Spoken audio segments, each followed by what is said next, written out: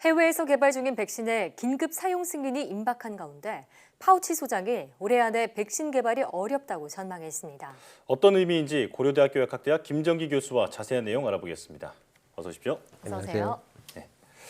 미국의 제약사 모더나가 현재 개발 중인 코로나19 백신의 전 세계 출시가 순조롭게 진행되고 있다 이렇게 밝혔습니다. 모더나가 개발 중인 mRNA 백신, 메신저 RNA 백신이라고도 하던데요. 자, 아직 상용화가 된 적이 없다고 하는데 일단 이 백신이 무엇인지 그리고 상용화가 그동안 왜 어려웠던 건지 이유를 설명해 주시죠. 그러니까 우리가 흔히 얘기하는 그 mRNA라고 하는 거니까 우리가 유전 물질 하면 DNA를 얘기하잖아요. 그러니까 네. DNA에서 단백질이 만들어질 때까지는 실제로 DNA에 있는 유전 정보가 RNA, 그러니까 메신저 RNA로 전달이 되고요. 그걸 바탕으로 해서 단백질이 만들어지는 과정을 거치거든요. 네. 근데 기존에는 이제 새로운 어떤 백신 플랫폼을 해서 DNA 백신에 대한 연구가 많이 이루어졌는데 네. RNA 백신에 대한 거는 최근에 들어서 연구가 많이 진행이 됐습니다. 그러니까 네. 그 이유 중에 하나는 DNA에 비해서 RNA가 굉장히 불안정하고 깨지기 쉽거든요. 네. 그러다 보니까 이런 어려움들이 있어서 개발하기가 좀 어려웠는데 지금 모더나 같은 경우에는 지난 수년 동안 이 부분에 대한 연구를 하면서 이 RNA가 쉽게 깨지지 않는 그런 어떤 기술력을 좀 확보를 했습니다. 네. 그렇다 보니까 모더나에서 이런 mRNA를 가지고서 백신을 만들게 되는 거고요. 아직까지는 이 RNA, 그러니까 mRNA를 가지고 백신을 만드는, 그러니까 상용화가 된 사례는 없습니다. 네. 그러니까 모더나에서 지금 비단 이제 코로나19뿐만 아니라 다른 감염병이나 암에 대해서도 이런 mRNA 백신에 대한 연구를 진행하고 있고 실제로 임상 시험을 진행을 하고 있거든요. 예. 그래서 어떻게 보면은 세계에서 이제 몇 개 안 되는 그런 mRNA 백신에 대한 기술력을 가진 회사다 이렇게 보시면 될 것 같습니다. 예. 네. 모더나가 최초로 RNA 백신 개발에 성공할지도 관심인데 현재 백신이 최종 단계인 3상 임상 시험을 진행 중이죠. 중간 결과가 좀 긍정적으로 나오면 긴급 사용 승인을 받을 수도 있을 텐데 그런데 백신의 생산과 유통은 또 별개의 문제잖아요. 모더나의 백신 대량 생산이 가능할까요?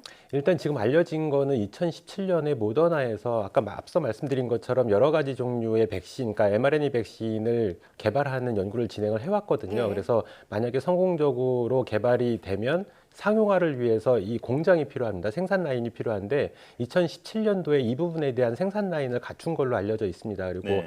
당시에는 물론 임상 시험을 위해서 어느 일정 부분 좀 많은 생산을 해야 되다 보니까 이러한 시설을 갖췄는데 네. 향후에 뭐 개발이 성공이 돼가지고 일반적인 사람들한테 투여가 가능하도록 생산을 할 때에는 조금 더 확장하는 개념으로 진행을 할 거라고는 보고 있습니다. 근데 네. 기본적으로 이제 몇 년 전에 그 생산 라인, 그러니까 공장을 갖추고 있기 때문에 향후에 승리되면 그럼 뭐 그러니까 상용화하는 데는 큰 어려움은 없지 않을까 이런 생각을 가지고 있습니다. 네. 예.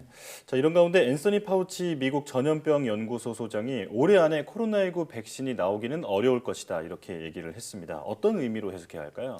일단 뭐 다른 제약사항 없이 쭉 진행이 돼서 성공적으로 개발이 되면 아마 올해 연말쯤에는 상용화된 백신이 좀 승인이 되지 않을까 이런 생각은 가지고 있었는데 네. 지금 미국 FDA에서 얼마 전에 실제로 임상 3상이 종료가 된 이후에 2달 동안 안전성 검증을 하겠다라고 얘기를 하면서 네. 그 시간을 산술적으로 계산을 하면 올해, 그러니까 연내에는 개발이 좀 힘들 것 같다 이렇게는 보고 있고요. 네. 그러다 보니까 내년, 그러니까 상반기 쪽으로 넘어가지 않을까 이러한 개념으로 저 파우치 소장이 이런 언급을 하지 않았을까 이렇게 생각을 하고 있습니다. 예. 네, 연내 백신 승인은 아무래도 불투명한 상황인데 현재 미국과 유럽의 코로나19 확산세가 심상치가 않습니다. 혹시 계절적인 요인이 작용한 것으로 볼 수 있을까요?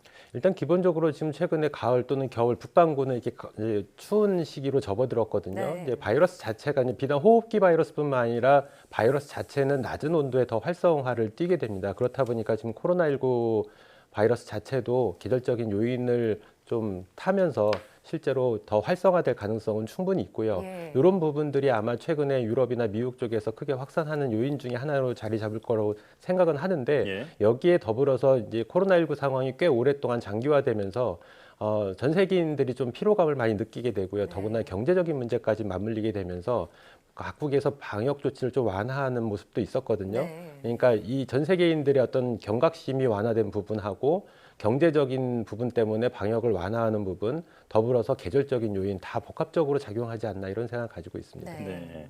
이 날씨의 그 계절적 요인도 있고 여기에다가 이제 피로감과 경제적 문제 같은 게 겹치면서 방역을 완화한 탓도 있다 이렇게 설명을 해주셨습니다. 자, 독감 백신 관련해서 여러 논란이 아직도 일어나고 있는데요. 전문가들은 11월 첫째 주까지 접종할 것을 권고하고 있습니다. 일단 이 기간이 어떤 의미가 있는 건지 설명해 주시죠.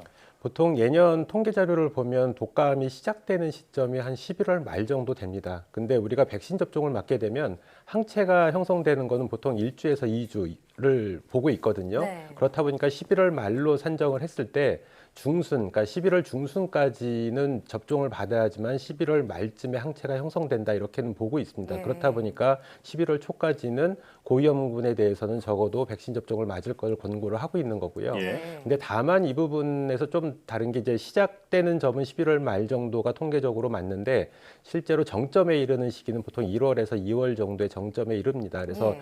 어떤 한꺼번에 독감이 유행을 시작했다고 해서 모든 사람들이 다 동시에 감염되는 건 아니고 순차적으로 어떤 유행성을 타면서 감염되다 보니까 뭐 경우에 따라서는 조금 늦게 맞아도 뭐 일정 부분은 조금 괜찮지 않을까 이런 생각을 가지고 있는데 네. 그래도 혹시나 그러니까 감염이 언제 될지는 알 수가 없거든요. 예. 그러다 보니까 이제 보건당국에서는 가급적 11월 중순 또는 11월 초에 백신 접종을 맞을 걸 권고를 하고 있는 겁니다. 예. 예. 미국에서는 첫 독감 사망자가 발생하는 등 트윈데믹의 우려도 나오고 있잖아요. 이 독감 백신 맞았을 때 항체 형성되는 그 기간을 고려해서 접종을 하는 게 좋겠습니다. 지금까지 고려대학교 약학대학 김정기 교수와 함께했습니다. 오늘 말씀 고맙습니다. 감사합니다.